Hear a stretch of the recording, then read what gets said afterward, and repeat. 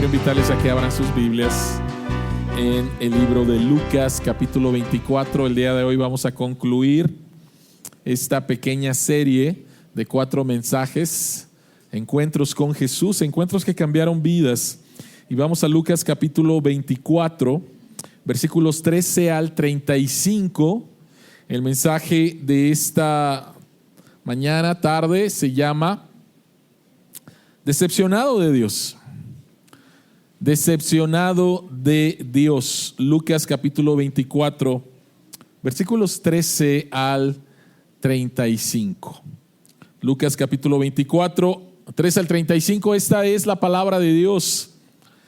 Aquel mismo día, 2 de ellos se dirigían a un pueblo llamado Emaús, a unos 11 kilómetros de Jerusalén. Iban conversando sobre todo lo que había acontecido. Sucedió que mientras hablaban y discutían, Jesús mismo se acercó y comenzó a caminar con ellos, pero no le reconocieron, pues sus ojos estaban velados. ¿Qué vienen discutiendo por el camino?, les preguntó. Se detuvieron cabizbajos y uno de ellos, llamado Cleofas, le dijo: ¿eres tú el único peregrino en Jerusalén que no se ha enterado de todo lo que ha pasado recientemente? ¿Qué es lo que ha pasado?, les preguntó. Lo de Jesús de Nazaret. Era un profeta, poderoso en obras y en palabras delante de Dios y de todo el pueblo. Los jefes de los sacerdotes y nuestros gobernantes lo entregaron para ser condenado a muerte y lo crucificaron. Pero nosotros abrigábamos la esperanza de que era Él quien redimiría a Israel. Es más, ya hace 3 días que sucedió todo esto. También algunas mujeres de nuestro grupo nos dejaron asombrados. Esta mañana muy temprano fueron al sepulcro, pero no hallaron su cuerpo. Cuando volvieron nos contaron que se les habían aparecido unos ángeles quienes les dijeron que Él estaba vivo, que Él está vivo. Algunos de nuestros compañeros fueron después al sepulcro y lo encontraron tal como había dicho las mujeres, pero a Él no lo vieron. «Qué torpes son ustedes», les dijo. «Y qué tardos de corazón para creer todo lo que han dicho los profetas. ¿Acaso no tenía que sufrir el Cristo estas cosas antes de entrar en su gloria?» Entonces, comenzando por Moisés y por todos los profetas, les explicó lo que se refería a él en todas las escrituras. Al acercarse al pueblo donde se dirigían, Jesús hizo como que iba más lejos. Pero ellos insistieron: «Quédate con nosotros, que está atardeciendo, ya es casi de noche». Así que entró para quedarse con ellos. Luego, estando con ellos a la mesa, tomó el pan, lo bendijo, lo partió y se lo dio. Entonces se les abrieron los ojos y lo reconocieron, pero Él desapareció. Se decían el uno al otro: ¿no ardía nuestro corazón mientras conversaba con nosotros en el camino y nos explicaba las Escrituras? Al instante se pusieron en camino y regresaron a Jerusalén. Allí encontraron a los 11 y a los que estaban reunidos con ellos. «Es cierto», decían, «el Señor ha resucitado y se le ha aparecido a Simón». Los 2 por su parte contaron lo que les había sucedido en el camino y cómo habían reconocido a Jesús cuando partió el pan. Oremos. Señor, que estás en los cielos, al acercarnos a tu palabra, rogamos en el nombre de Jesús que tú abras nuestros ojos, que no estén velados, que abras nuestros ojos a las maravillas de tu ley, que tu Espíritu Santo nos guíe a la verdad del Evangelio y que el Evangelio, al creerlo, pueda transformar nuestras vidas, podamos ser obedientes, Señor, a ti. En el nombre de Jesús oramos. Amén. ¿Alguna vez has estado decepcionado de Dios? ¿Alguna vez has declarado, alguna vez le has compartido a alguien: Dios me ha fallado, ¿no? Y yo sé que aquí algunas personas han tenido esta clase de experiencias. Me siento decepcionado de Dios. Y posiblemente a lo mejor no te atrevas a decirlo porque ¿qué pensarán de ti en la iglesia, no? Si abiertamente, con humildad o a lo mejor hasta con enojo: Dios me ha fallado, Dios me ha fallado. ¿Qué haces cuando te sientes decepcionado de Dios? A lo mejor eres soltero, pero deseas estar casado y no entiendes por qué hasta el día de hoy Dios no ha traído a la persona para ti. O a lo mejor al revés, estás casado y quisieras estar soltero, ¿sí? Y no entiendes por qué el matrimonio es tan difícil. ¿Y por qué Dios no ha cambiado a tu esposo o por qué Dios no ha cambiado a tu esposa? O posiblemente se trata de un asunto de salud. No entiendes por qué continúas enfermo o por qué alguien que tú amas está enfermo y está sufriendo. Y has orado y le has pedido a Dios y no entiendes qué es lo que está pasando y te sientes profundamente decepcionado de Dios. Este pasaje encontramos a dos personas decepcionadas de Dios. Lucas capítulo 24 nos dice que ese día, el contexto es la resurrección, y la escritura nos enseña que Jesucristo se le estuvo apareciendo a diferentes personas, en una ocasión a más de 500 personas, durante los 40 días después de su resurrección. Y este es una de esas apariciones. Y a través de este pasaje vamos a comprender un poco más cuando no entendemos, cuando estamos confundidos, cuando nos sentimos decepcionados de Dios. Este pasaje nos va a ayudar a tener la perspectiva correcta cuando nos sentimos que Dios nos ha fallado. Entonces, dos de los discípulos, Jesucristo tenía 12 apóstoles, pero aparte había muchas personas que lo seguían, muchos discípulos, y dos de ellos, uno llamado Cleofas, están caminando rumbo a una ciudad llamada Emaús. Se nos dice que era a 11 kilómetros de Jerusalén, aproximadamente caminando de manera normal unas 3 horas caminando. Pero estas personas están confundidas, estas personas están molestas, estas personas están tristes, estas personas están decepcionadas. Por favor, recuerda que muchos de ellos invirtieron 3 años de su vida y de repente sus expectativas no se cumplieron.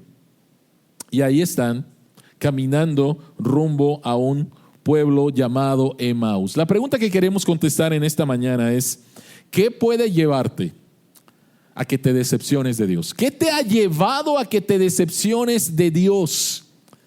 Y quiero compartir 3 cosas con ustedes. La primera de ellas es que posiblemente estás bien confundido con respecto a la misión de Jesús. Y tus expectativas con respecto a la misión, a la persona de Dios y al carácter de Dios están completamente equivocadas, y por lo tanto no es raro que te sientas confundido y decepcionado porque tus expectativas no se cumplieron, porque tus expectativas eran falsas. Entonces posiblemente algunos de ustedes están confundidos con respecto a la misión de Jesús o al carácter de Dios. Una segunda razón por la cual posiblemente te sientas decepcionado de Dios es porque estás confundido con respecto a la esperanza por la resurrección.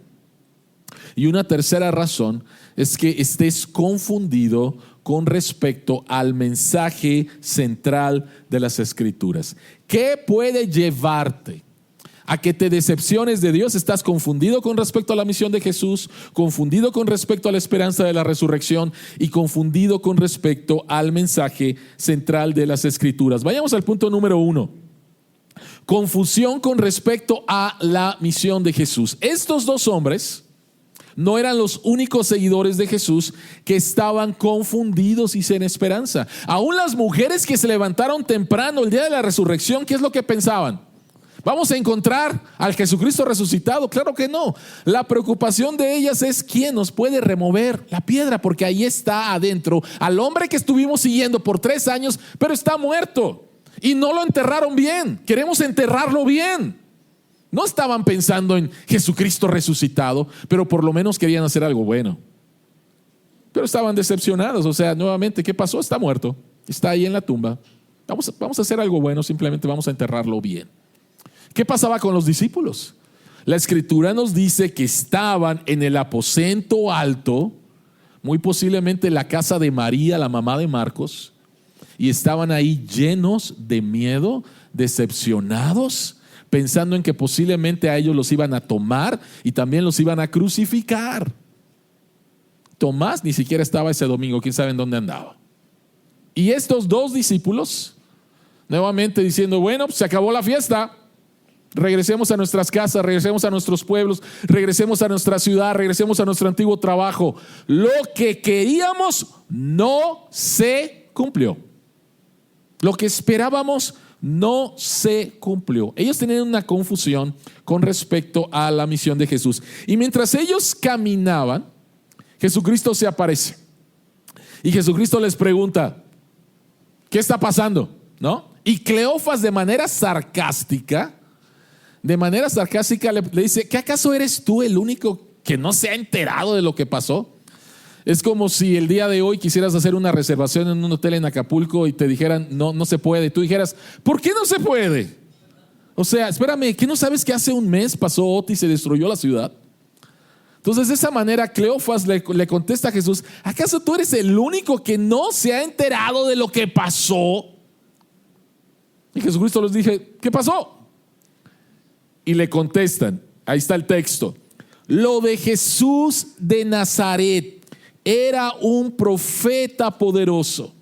Los jefes de los sacerdotes y nuestros gobernantes lo entregaron para ser condenado a muerte y lo crucificaron. Y noten aquí, pero nosotros abrigábamos la esperanza de que Él era quien redimiría a Israel. Teníamos una grande esperanza. Vimos a este hombre poderoso en palabras, en milagros. Lo acompañamos en la entrada a Jerusalén. Todo el pueblo empezó a gritar, toda la gente empezó a gritar, Hosana. Y de repente, después de una semana, está muerto. Está muerto. Está muerto. Esto no es lo que se suponía que tenía que pasar. ¿Cuántas veces has dicho eso? ¿Cuántas veces has dicho tú eso? Esto no es lo que se suponía que tenía que pasar. ¿Saben? La segunda vez que mamá entró al hospital y no salió del hospital, esto no es lo que se suponía que tenía que pasar. Y no tenía que pasar que mamá muriera sola. ¿Sí?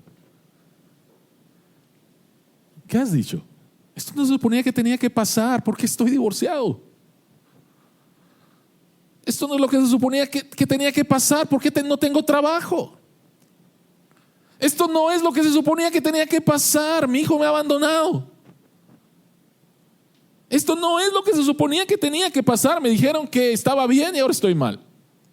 O sea, ¿cuántas veces hemos dicho eso e inmediatamente alzamos nuestros ojos al cielo y decimos, Señor, esto no es lo que se suponía que tenía que pasar? Aquí están estos dos hombres decepcionados y diciendo, nosotros creíamos que sí, Él era la esperanza. Y se acabó la esperanza. Y se acabó la esperanza. ¿Cuál era la esperanza de estas personas? La esperanza de estas personas era que Jesucristo iba a entrar a Jerusalén y en su poder iba a echar fuera a los romanos, e Israel ya no iba a ser una nación bajo el yugo del imperio romano, y nuevamente se iba a construir un Israel como en el tiempo de David y Salomón, esplendoroso. Eso era lo que ellos esperaban. Y eso es lo que ellos creían con respecto a la misión de Jesús. Y noten estas palabras, por favor. Miren lo que ellos dijeron. lo crucificaron, pero nosotros abrigábamos la esperanza de que era Él quien redimiría a Israel. Por favor, noten estas dos palabras: crucifixión y redención. Redención significa rescate, salvación por un precio.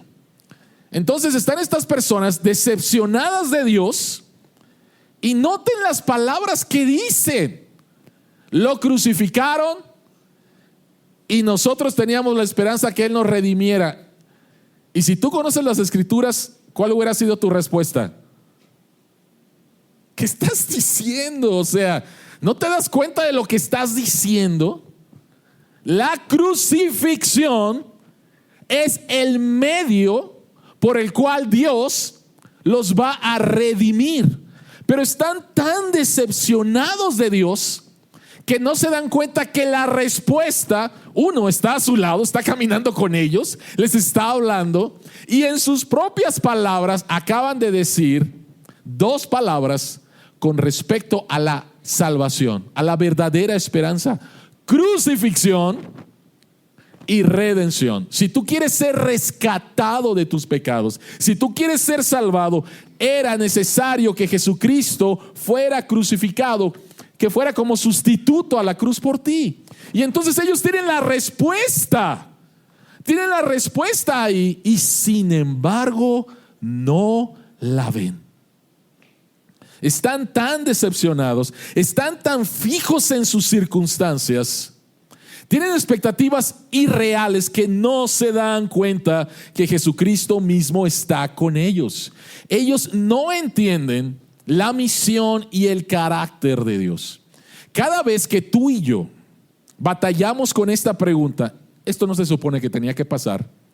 Por favor, quiero invitarte a que tomes un momentito y te hagas estas dos preguntas: ¿a qué vino Jesús a la tierra? ¿Y quién es Dios? ¿A qué vino Jesús a la tierra? ¿Y quién es Dios? En el momento de dolor, en el momento de decepción, en el momento de enojo, en el momento en que dices: esto no se supone que debía de pasar, tienes que preguntarte: ¿quién es Dios?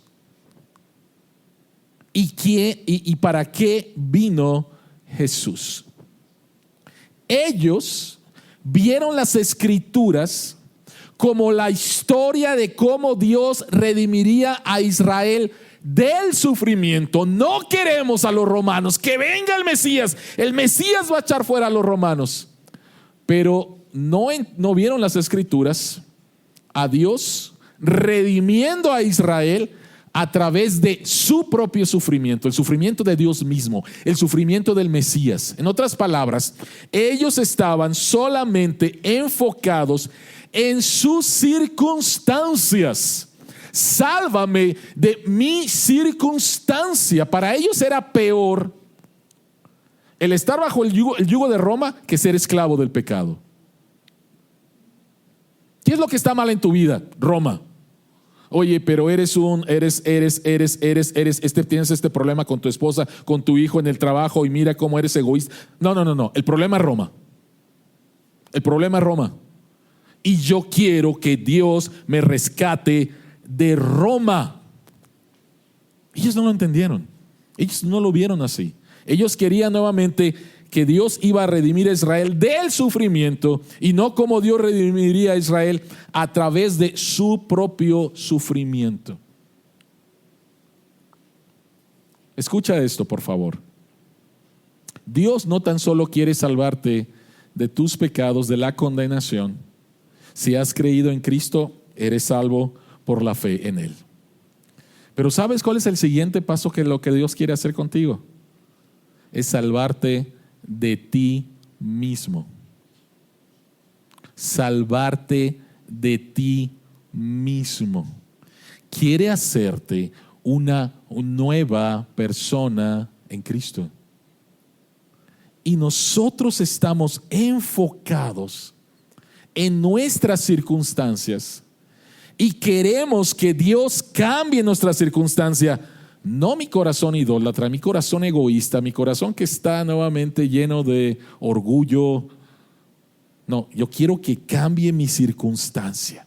En eso nos enfocamos. Y por eso es que tenemos expectativas irreales. Por eso es que estamos confundidos con respecto a la misión de Jesús y al carácter de Dios. Una mujer que había estado en la iglesia, había crecido en la iglesia, después se había alejado de la iglesia, se casó, tiene problemas en su matrimonio, su esposo la quiere dejar y ella toma la decisión de regresar a la iglesia. ¿Por qué regresó a la iglesia? ¿Porque amaba a Dios? No. ¿Por qué regresó a la iglesia? Regresó a la iglesia para que Dios le hiciera el milagrito de que su esposo no la abandonara. Su esposo la abandonó. Y cuando su esposo la abandonó, ¿qué es lo que ella hizo? Se fue de la iglesia. ¿Sí? Vengo a la iglesia con una expectativa que si vengo a la iglesia todos los domingos, si doy diezmos, si leo la Biblia, si tarará, entonces Dios está obligado. Dios está obligado a contestar mi oración, y mi oración es que mi esposo no me abandone. Que mi esposo no me abandone es una buena oración. Sí, es una buena oración. Pero esta mujer está haciendo algo está haciendo una transacción con Dios. Si yo hago esto, tú me tienes que dar esto. Y como Dios no le dio lo que ella creía que Dios le tenía que dar, pues se decepcionó de Dios y abandonó la iglesia nuevamente. ¿Sí? Tenemos expectativas irreales. Creemos muchas veces nuevamente que Dios es el Santa Claus celestial, el Buda celestial, al que le sobo la panza y me tiene que... vemos a Dios con base a mi necesidad. Dios, tú existes para suplir mis necesidades. Ellos, los judíos, los discípulos, pensaban que su más grande necesidad era el cambio de sus circunstancias, y su más grande necesidad era el cambio de su vida, de su corazón. Pero nosotros hacemos exactamente lo mismo, ¿no? Nos enfocamos tanto a nuestra circunstancia. Cambia a mi esposa, cambia a mis hijos, cambia mi trabajo, cambia el gobierno, cambia. ¿Y cuándo me va a cambiar a mí? No, yo estoy bien. El problema son todos los que están allá afuera. Dios, tienes que cambiar mis circunstancias. Entonces estás equivocado. Muchas veces pensamos que la razón por la cual Cristo vino fue para arreglar nuestros problemas, y cuando eso no pasa, nos sentimos tremendamente decepcionados. ¿Por qué estás decepcionado? ¿Porque Dios no contestó mi oración? ¿Porque Dios no sanó a mi abuelito? ¿Porque Dios no hizo lo que yo le pedí que hiciera? Y otra vez te pregunto, ¿y por qué crees que Dios debía de contestarte? ¿Por qué crees que Dios debía de contestarte? Y saben que una de las cosas que más me asombra, y a la vez no, es cuando una persona que no quiere saber nada de Dios, que vive una vida en desobediencia, se acerca a Dios a decirle, haz esto. Y cuando Dios no lo hace, se molesta con Dios. O sea, no tiene una relación con Dios, se acerca a Dios para utilizarlo nada más. Y Dios no es manipulable. Dios no puede ser manipulado por ti. No puede ser. ¿Sí? Dios es un Dios santo, Dios es un Dios bueno, Dios es un Dios de amor, pero no es el Dios Santa Claus o el Dios nuevamente al cual simplemente te acercas para decir, quiero esto de ti, pero no te quiero a ti. No te quiero a ti, o sea, simplemente quiero algo de ti. Entonces muchas veces pensamos, como no creyentes, más terrible, siendo creyentes, que Dios existe para mí. Quiero un Dios utilitario. Quiero un Dios al que le ore, al que le pida y que me conteste, y que me conteste ya, y que me conteste pronto. Este no es el Dios de las Escrituras. Para esto no vino Cristo. Jesucristo vino a salvar lo que se había perdido. Y cuando salva al perdido, todavía hay una misión más grande, por decirlo de esa manera, que es salvar a ese perdido de sí mismo, o a ese salvado de sí mismo. Te voy a cambiar, te voy a transformar. Y lo que Dios regularmente hace es cambiarnos a nosotros en medio de las circunstancias. Dios puede cambiar nuestras circunstancias, sí, y Dios lo hace. Pero lo que regularmente Dios hace es cambiarnos en medio de las circunstancias que no nos gustan para hacernos saber que nosotros le necesitamos a Él. No es allá afuera solamente el problema. El problema soy yo. El problema soy yo. Entonces, quiero hacerte una pregunta en esta mañana. ¿Cómo te ves? ¿Te ves como el sufriente en medio de las circunstancias? ¿O te ves como una persona que necesita ser cambiado por la gracia de Dios en medio de esas circunstancias? Son dos formas muy diferentes de verte y de ver a Dios. Porque si te ves como el sufriente, ¿quién es el culpable? Allá afuera. Mi esposa, mis hijos, el trabajo, el gobierno, el clima, etcétera. El problema es allá afuera. Pero si te ves como una persona necesitada de la gracia de Dios, entonces vas a acudir a Dios diciendo: cámbiame, Señor. Entonces, la primera razón por la cual mucha gente se decepciona de Dios es porque está bien confundida con respecto a la misión de Dios, bien confundida con respecto al carácter de Dios, y se imaginan un Dios que solamente es para ellos. Es un Dios utilitario. Realmente no quieren una relación con Dios. Quieren todo lo de Dios sin tener una relación con Dios. Pero la segunda razón, al no tener la idea correcta de quién es Dios y para qué vino Jesús, entonces vamos a estar bien confundidos con respecto a la esperanza de la resurrección. ¿A qué nos referimos? Vean por favor lo que ellos están diciéndole. Dice: también algunas mujeres de nuestro grupo nos dejaron asombrados. Esta mañana muy temprano fueron al sepulcro, pero no hallaron su cuerpo. No hallaron el cuerpo de Jesús. ¿Sí? Ellos están viviendo sin la esperanza de la resurrección, aunque Jesucristo en los evangelios, en su camino a Jerusalén, lo que llamamos la Semana Santa, Jesucristo les dice 3 veces a sus discípulos: voy a ir, cada vez con más detalles, pero básicamente Jesucristo dice: voy a ir, voy a ser tomado, me van a matar y voy a resucitar. Jesucristo se los dijo. Y sin embargo ellos ahora dicen: ¿y el cuerpo de Jesús? Pues quién sabe. ¿Quién sabe? Están viviendo sin la esperanza de la resurrección. Viven vidas como si esto fuera todo lo que hubiera. Aparentemente la muerte le puso fin a la vida de Jesús, y así será también con nosotros. En otras palabras, no hay esperanza. No hay esperanza. La persona promedio en México, posiblemente en el mundo, simplemente no cree en Dios. Y sin embargo viven en una contradicción con respecto a su forma de ver el mundo. ¿A qué me refiero? No creo en Dios. Eso significa que mi nacimiento no tiene ningún significado. Soy un accidente. Estoy aquí simplemente por la pasión entre 2 hombres, entre un hombre y una mujer. Mis padres posiblemente. Pero no tiene significado mi nacimiento si no hay Dios.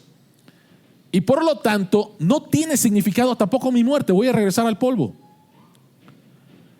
Ellos dicen que esa es su forma de pensar. No hay Dios, por lo tanto no hay significado.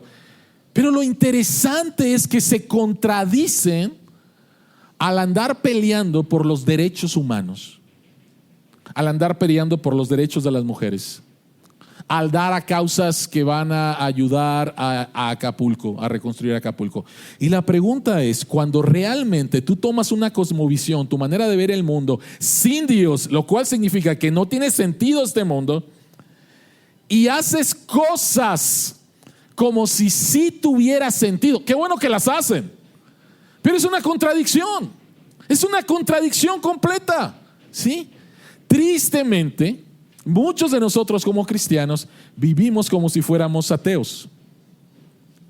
Vivimos como si este mundo fuera lo único que existe. No tenemos esperanza de la resurrección y vivimos como si este mundo fuera lo único que existiera. Pregunta: ¿cómo manejas tu dinero? ¿Como si fuera lo único que existiera este mundo y no hay algo después? ¿Cómo educas a tus hijos? ¿Como si fuera este mundo lo único que existe y no hay un mundo después? ¿Cómo vives tu matrimonio? Como si este fuera el único mundo. ¿Cómo vives tu soltería? Como si este fuera el único mundo y no hay un mundo después. Muchas veces vivimos sin la esperanza de la resurrección y nuestras vidas lo reflejan. La manera en que empleamos nuestro tiempo, en que empleamos nuestros talentos, lo reflejan. Vivimos funcionalmente sin la esperanza de la resurrección. Miren, una de las cosas que siempre digo es que Génesis capítulo 3 es uno de los libros, es uno de los capítulos más importantes de la Biblia. Si no lo entiendes, vas a estar bien confundido con algunas cosas. Cosas malas pasan. Por favor, cosas malas van a pasar. ¿Por qué? Porque este no es el mundo que Dios creó. Este es el mundo que ha sido contaminado por el pecado. ¿Sí? Y cosas malas van a pasar. ¿Por qué? Porque este es un mundo caído. Pero a veces vemos este mundo caído como si fuera lo único caído. Y no veamos el mundo como el mundo invadido por la gracia de Dios, el mundo en el cual Dios mismo se hace carne en Navidad y viene a rescatar y a darnos una esperanza de que este no es todo en la vida. Esto no es todo en la vida. Como alguien dijo, si esto es todo en la vida, por favor, haz todo el dinero que puedas hacer, métete todo el sexo que puedas tener y vive la vida como se te pegue tu regalada gana, porque esta es la única vida que vas a tener. Y sufrimiento, huye del sufrimiento. No vale la pena, mejor métete un tiro si te dicen que te vas a morir. ¿Para qué sufres? ¿Para qué sufres? Pero cuando tenemos la perspectiva de la resurrección, ¿sí? Entonces podemos enfrentar esto. Cuando las circunstancias de tu vida sean adversas, y lo serán, el vivir sin esperanza te va a llevar al desánimo, a la desesperación, a la confusión o al me vale todo. ¿Sí? Voy a vivir para mí y solamente para mí. ¿Ok? El vivir sin esperanza. El vivir sin esperanza. Ahora, todos ustedes, creo, saben un poquito acerca de la historia de Job. Y si no sabes un poquito acerca de la historia de Job, Job fue un hombre que sufrió mucho. En un solo día. Él pierde a sus hijos. En un solo día él pierde todas sus posesiones. En un solo día él pierde, o después de algunos días él pierde su salud. Y está ahí luchando, tratando de comprender por qué le está pasando esto. Su mujer le dice, maldice a Dios y muérete. ¿Sí? Y él está ahí luchando, escuchando algunas cosas que le dicen sus amigos. Sus amigos básicamente le están diciendo, tú hiciste algo y por eso te está pasando esto. En otras palabras, tú eres culpable. ¿Sí? Y en medio del sufrimiento de Job, él dice lo siguiente: yo sé que mi Redentor vive y que al final triunfará sobre la muerte. Y cuando mi piel haya sido destruida, todavía veré a Dios con mis ojos, con mis propios ojos. Yo mismo espero verlo. Espero ser yo quien lo vea y no otro. Este anhelo consume mis entrañas. En medio del sufrimiento, Job dice, mi Redentor vive. Esto no es lo único. Esto no puede ser lo único. Mi Redentor vive. Hay algo más después de la muerte. Y esta es mi esperanza. Durante el tiempo de esclavitud en los Estados Unidos, los esclavos o los afroamericanos que conocieron a Cristo empezaron a producir una serie de cantos que hablaban acerca de su esperanza más allá de la muerte. Y lo que los sostenía en medio de un sufrimiento que no nos podemos imaginar era: yo sé que mi Redentor vive. Yo sé que mi Redentor vive. Él va a hacer justicia un día, pero sobre todo me espera una vida después. Esa es una vida con la resurrección en el centro, pensando en la resurrección. Y entonces cuando vienen las situaciones difíciles, porque hay situaciones difíciles en este mundo caído, a pesar de eso puedo estar ahí, puedo perseverar, porque sé que mi Redentor vive. Y esto no es todo en la tierra. Hay esperanza para tu matrimonio si hay arrepentimiento. Hay esperanza para lo difícil que es tu trabajo. Hay verdadera esperanza en tu familia. Hay verdadera esperanza a través del cambio que Dios va a hacer primeramente en ti. Y después cómo tú vas a enfrentar esa circunstancia difícil en tu vida. Entonces estamos confundidos con la misión y el carácter de Dios, lo cual nos lleva a mirar este mundo como si fuera lo único y no tenemos esperanza de la resurrección. Pero lo tercero es que estamos confundidos con respecto al mensaje de las Escrituras. El versículo 16 es muy interesante. Jesucristo se acerca a ellos y se nos dice, pero no lo reconocieron, pues sus ojos estaban velados.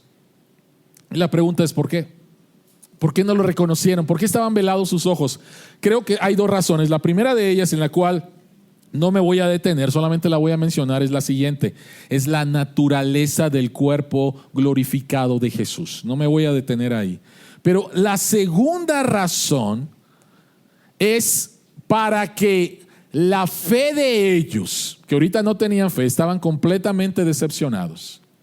La fe de ellos no estuviera basada en alguna aparición milagrosa, sino poderosamente enraizada en su encuentro con Jesús a través de su palabra.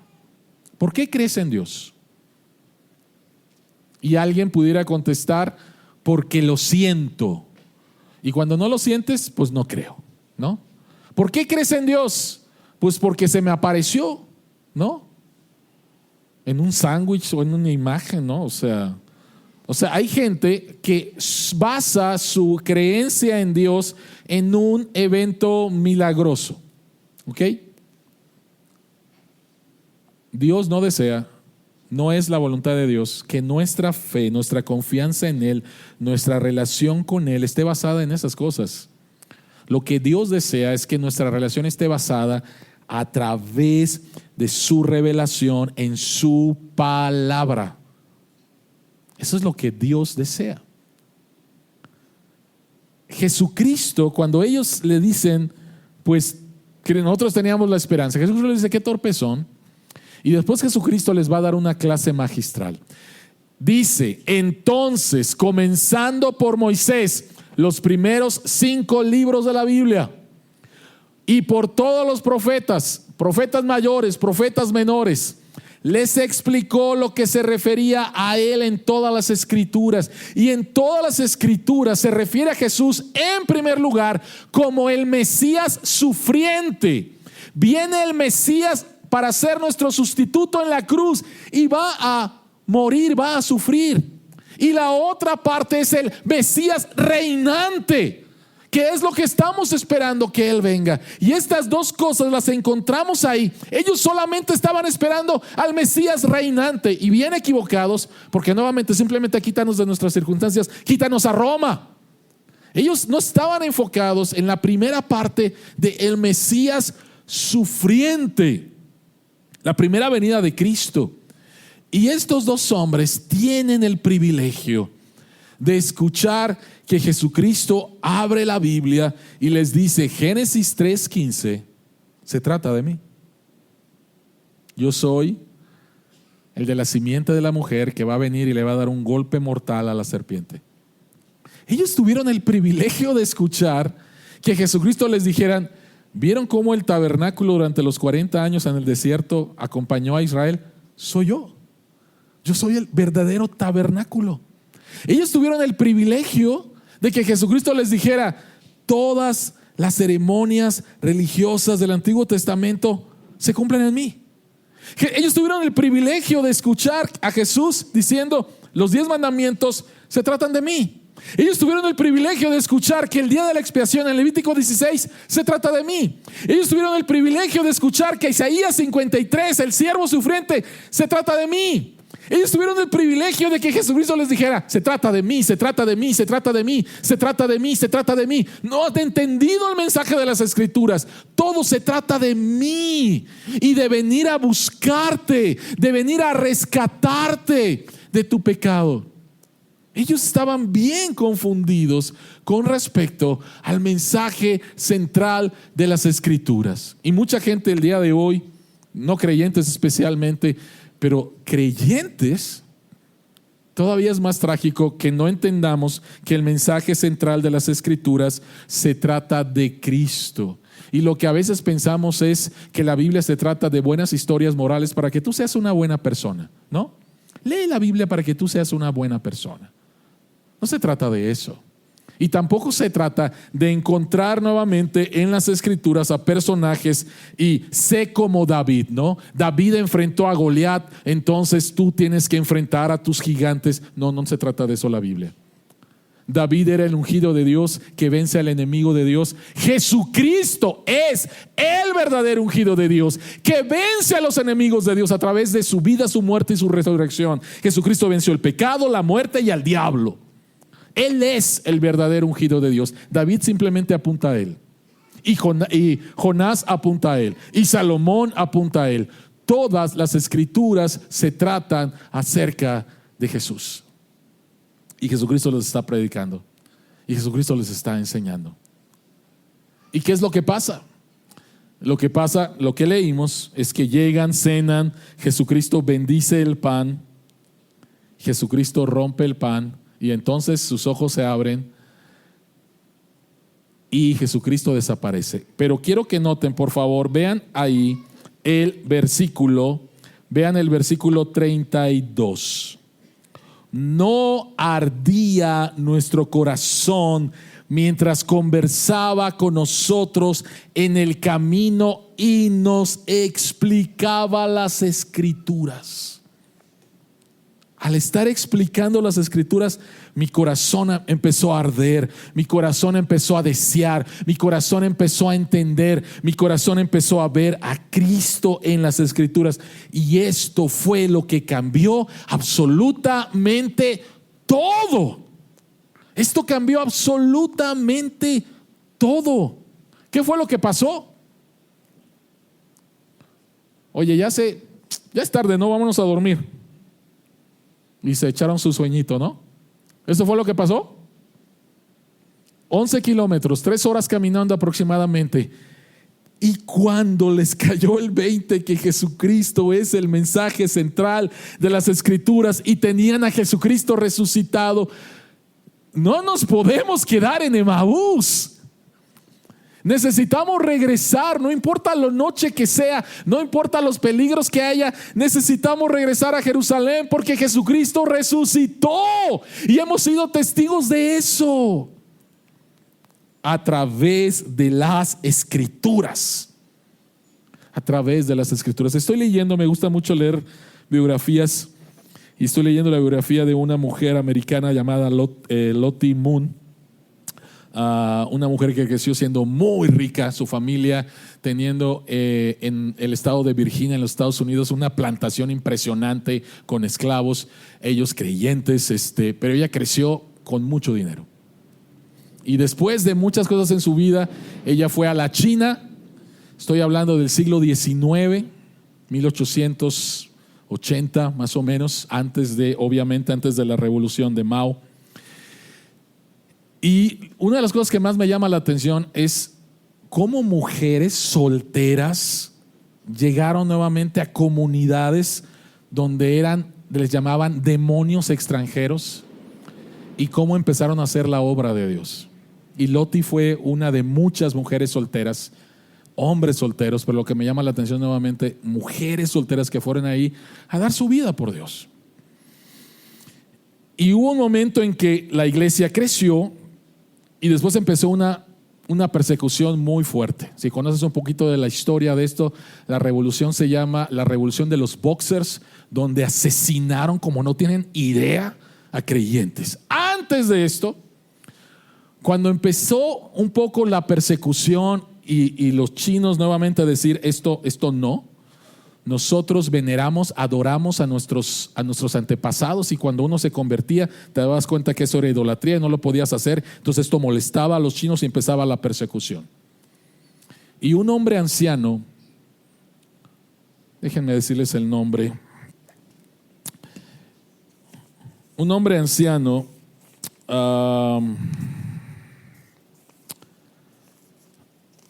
de nombre Li Qin, se convirtió, su vida fue transformada, pero a su familia no le gustó. Y lo que hizo su familia es traer a un familiar erudito en Confucio.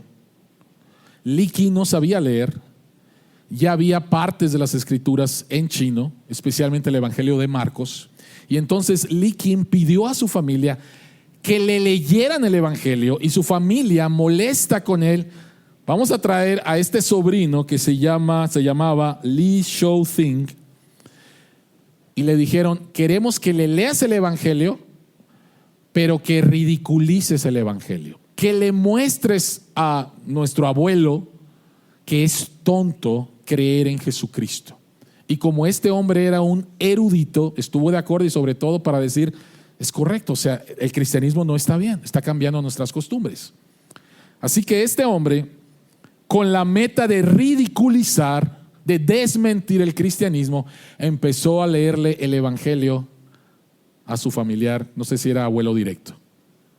Lo increíble es que este hombre empezó a ser transformado por el mensaje de las Escrituras.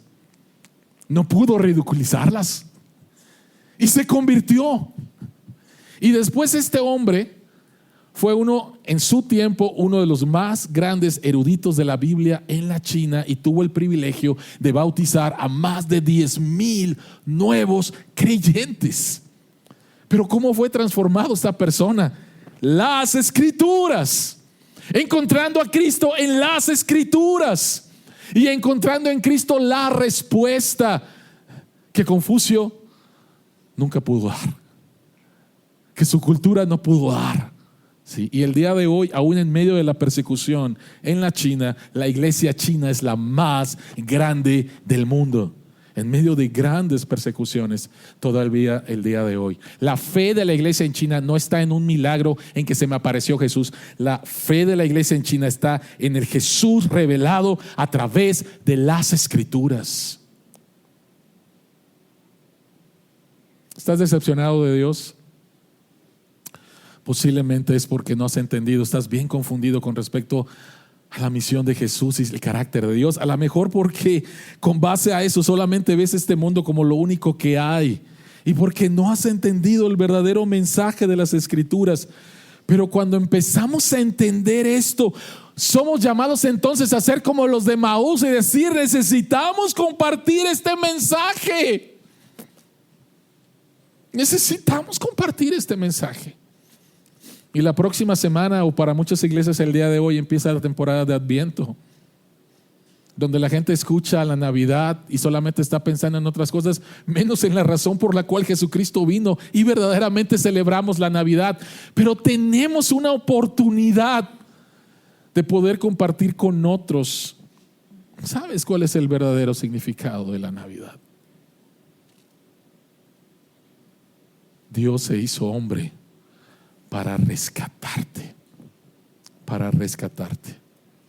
y Él lo puede hacer si crees, te arrepientes y confías en Él, así como yo lo he hecho, como tú lo has hecho.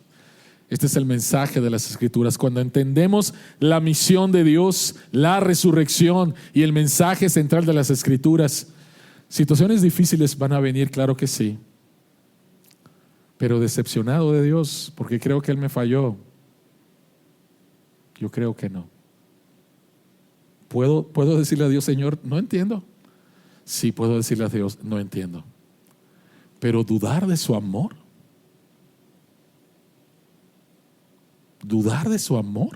simplemente tengo que voltear a la cruz. Oremos. Padre que estás en los cielos, gracias porque No tenemos que vivir confundidos de quién eres, ni quiénes somos nosotros. Nos has revelado, te has revelado en palabras. Tenemos tu revelación completa, que es la Biblia. Y en la Biblia, Señor, entendemos que tú eres un Dios santo que hizo un mundo bueno y unas criaturas buenas. Y estas criaturas, Señor, se rebelaron contra ti pensando que podían vivir independientemente de ti, y cayeron, y nosotros con ellos. Pero gracias que no nos abandonaste, sino en tu profundo amor y compromiso por nosotros y tu pasión por nosotros, enviaste a Jesucristo, Señor, a que pagara por todos nuestros delitos, pecados, ofensas, pensamientos contra ti. Gracias. Gracias, Señor, por la Navidad que vamos a celebrar una vez más durante el mes de diciembre. Gracias que te hiciste carne, Jesús. Gracias que fuiste a la cruz. Esa era tu misión. Gracias que resucitaste. Gracias. Señor, ayúdanos a compartir con otros con pasión, con verdad, en amor, en sabiduría, esta esperanza que tenemos. La esperanza, Señor, de la restauración de todas las cosas. En el nombre de Jesús oramos. Amén.